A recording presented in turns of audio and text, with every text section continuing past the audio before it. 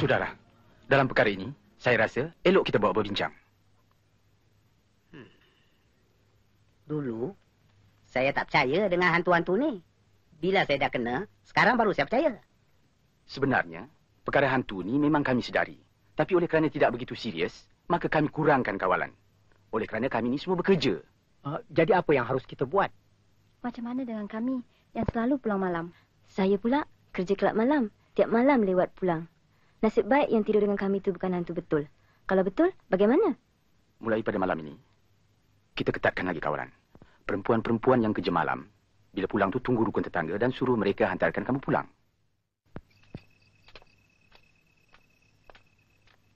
Ada pula dah kasih aku jaga, tak kasih lampu suluh. Mana boleh jadi, Cik Sudin? Tak apa, boleh juga.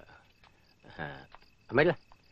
Cik Ben. Ya. Tak sangka kita kena jaga berdua malam ni, Cik Ben. Ya. Cik Din, dulu saya balik tengah malam tak ada apa-apa. Sekarang jangan main-main, Cik Din. Mungkin tapak tanah yang Cik Ben tinggal tu bersih. Tapak tanah yang saya tinggal tu bekas kubur. Mungkin juga. Berapa lama Cik Din tinggal di sana? Lama tak lama. Tapi semenjak kebelakangan ni, Cik Ben, cukup punya banyak rumah-rumah yang berdiri. Macam cendawan. Saya bimbang, Cik Ben. Kalau jadi satu-satu kebakaran, kemana diorang tu nak lari? Cik Din ni pun bodoh. Cakap macam orang tak ada otak. Ya. Buat apa nak lari? Duduk sajalah dalam rumah tu. Ya ke?